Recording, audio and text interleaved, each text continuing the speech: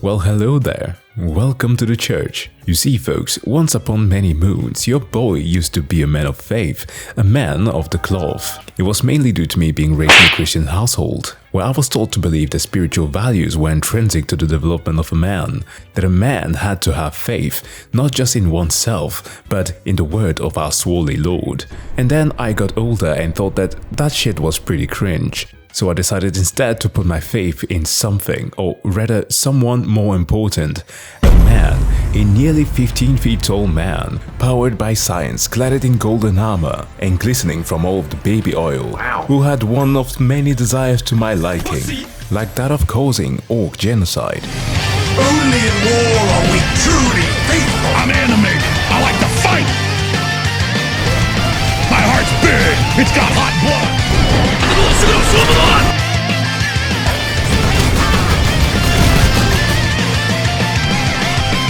What the dog doing?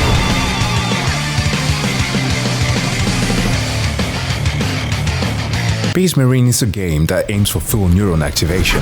Much like the masculine urge to carry groceries in one go, Space Marines aim to reward your mesolimbic system with some sweet dopamine by taking the path of least resistance in the wackiest way possible. You will kill orcs big and small, decimate chaos with big-ass guns, and even turn into a Super Saiyan. This game is a wonderful throwback to a simpler time, back when games had an emphasis on the fun, when your biggest worry was to press the reload key to mow down hordes of enemies before they got close to you. Yes, brothers, I think that this is about enough to get rid of this heresy. When the awesomeness of a protagonist was proportional to their ability to become a human meteor. And when a game's campaign could be finished in around 6 hours to provide maximum fun and replayability, just like I did, and I decided to play the game again with mods. You know, for more immersion, because I, and you as well, do simp for our fabulous hog boy. Sorry about the outburst, I really do get passionate about my angels. Let us set things in perspective. Story. The story is quite simple. An incident occurs in the Imperial Forge World of Greya. Forge World being the imperial term used by the numerous planets that are directly controlled by the Adeptus Mechanicus. One such as this guy here. Don't worry about the star on his chest. He's totally harmless. In other words, we are dealing with those densely populated world where the citizens are toiling with joy to craft weapons for the armies of the Emperor. So when the British suddenly make landfall and start stealing our shit, to get rid of them we deploy a strategic value absolute. Are you sure that we can't just exterminate? Strategic value absolute. Okay, fine. We send in the Ultramarines, the Space Marine Legion of Primarch Robot Gorilla Man, tasked to exterminate the Xeno. I'm sorry, the fuck's a Xeno? Great question. Xeno basically classifies as anything that is not us. As remember when I said that having faith in the Emperor, beloved by all, was the ultimate thing that a dude can do? I lied. For that is in fact a ladies' thing. Like, that's how the nuns literally get their power-ups. Go with God, motherfucker. Oh, shit! While belief in servitude to the Emperor might be a foundation, a baseline for a loyalist Space Marine, what really gets the blood flowing is xenophobia. Everything that does not belong to our team is getting a piece of that strategic value absolute. Giant Bugman. Pretentious elves moving at the speed of sound.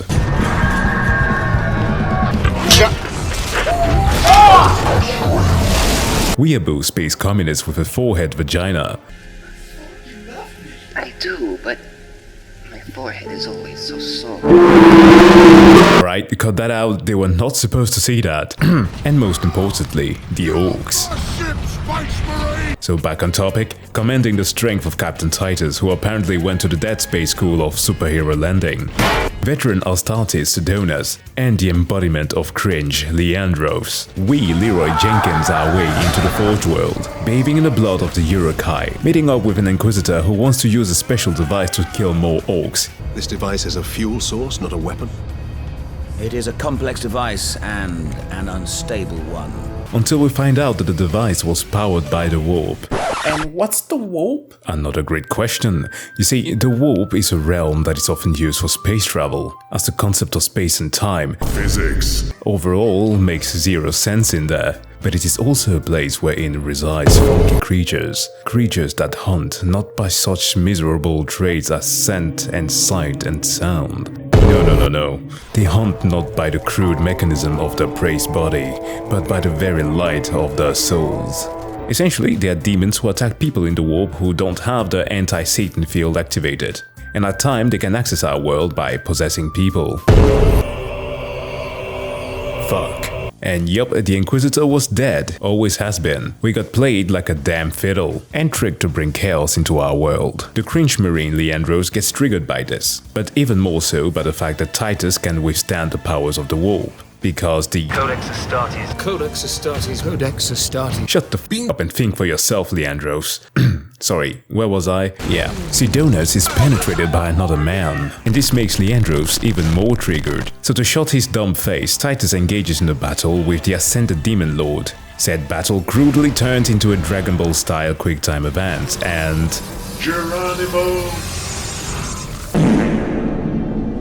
Titus survives. What a Chad. The Inquisition shows up again, this time because Leandros snitched on us. I am no heretic. You lie! So Titus is put in inquisitorial custody, and maybe, after 12 years, we finally will know what he's been up to by in-game lore estimates for the last 200 years. Fuck you, Leandros.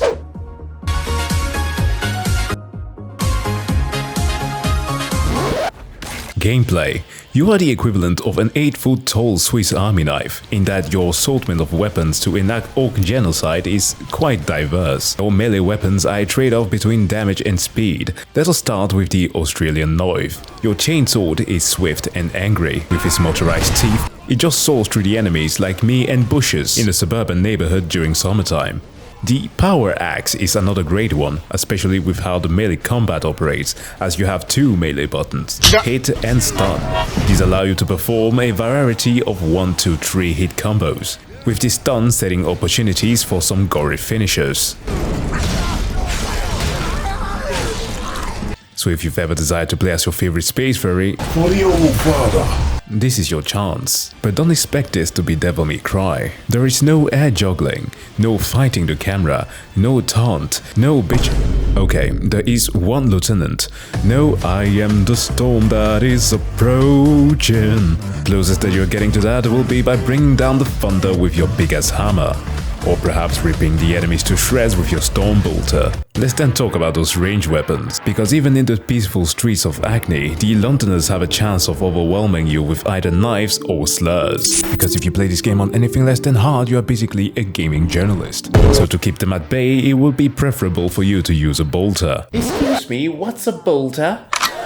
Glad you fucking asked. Bolters are the standard weapon for the Astartes and the nuns with guns. At bare minimum, they are a 75 caliber weapon that fire explosive bolt, which is why your enemies will be less punctured but more generally blown up in the face of your overwhelming masculinity. Jesus, everyone in 40k has so much testosterone. The game, however, described this particular one as a 998, which is...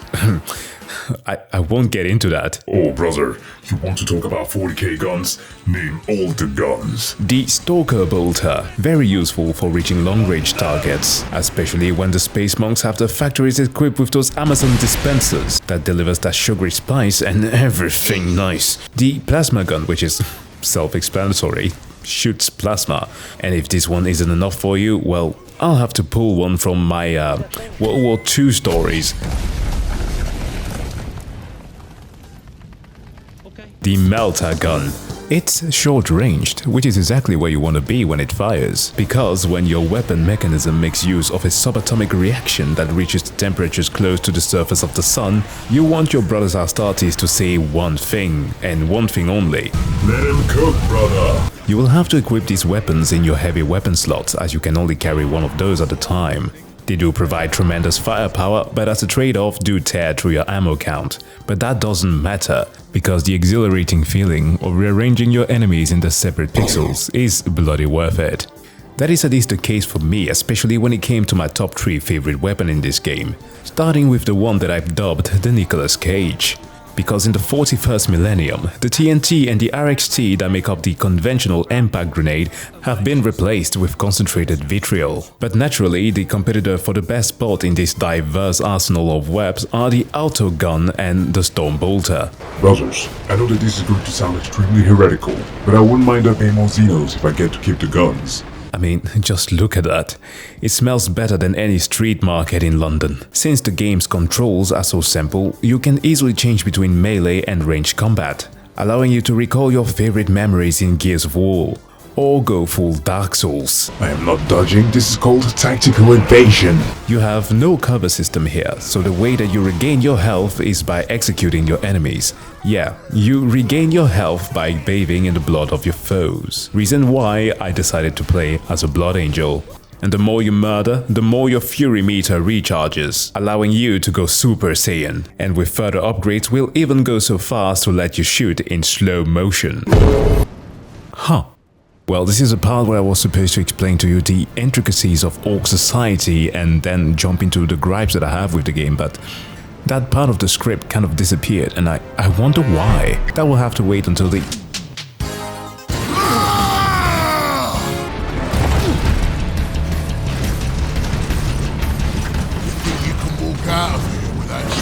Oh, yeah, the boss. I'm Boss Grimskull! This whole planet is mine! Whoa! For long enough. That's right! 'Cause I'm gonna kill you! Space Marine does have some boss encounters, but there's only one that count, and it's not the final one. This guy is My heart's big! kind of he's pretty fun. And I'm coming! Boss Grimskull is an orc through and through, like a wolf he imprinted on you, and will not let go until either of you are dead. Luckily for him, I've always wanted to slap a British leader. Guess I'll have to settle with Boris Johnson over here. I ain't finished with you yet, Space Marine! But I am finished with you, Orc.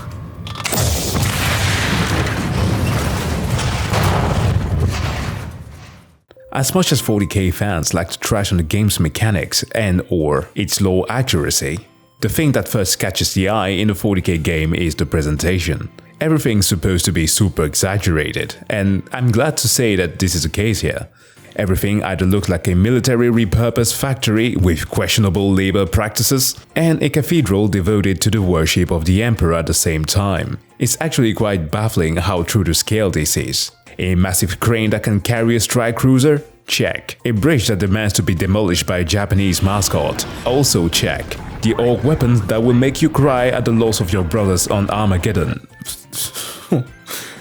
Many tears were shed that day. This is one of the many W's that the developer Relic has under its belt, and one that needs to be mentioned, especially when they often miss the mark when counting up to 3. But with the stellar animation that this game has, courtesy of the Dawn of War series, a great gameplay, and a decent story, this is definitely one of the 40k games of all times. My one and only gripes with this is the mixing of the audio. While the soundtrack may carry the heroism of a Hans Zimmer score, it is mixed like was it a Christopher Nolan wet dream. There were certain moments here where I felt as if our main character was called Captain Tinnitus, as I could barely make out what the conversations between the Marines was about. But to be fair, those conversations are pretty damn dry. Additionally, much like the average 40k fans, there are audio logs everywhere that you can find and listen to. However, unlike the average 40k fans, you'll have to enter a menu and stand completely still in order to listen to them. And you know, we can't have that. But even that didn't take away from the fun that I had with this game. God, watching a Titan up close never gets old. So for final words, get this game, brother. Purge the alien because the Emperor demands it. Feel his glory, feel the testosterone surge into your muscles. Get this game, especially when it is constantly on sale. Anyway folks, I have some police investigation to conduct and some mines to explore. More videos to come, stay chill and have a good one.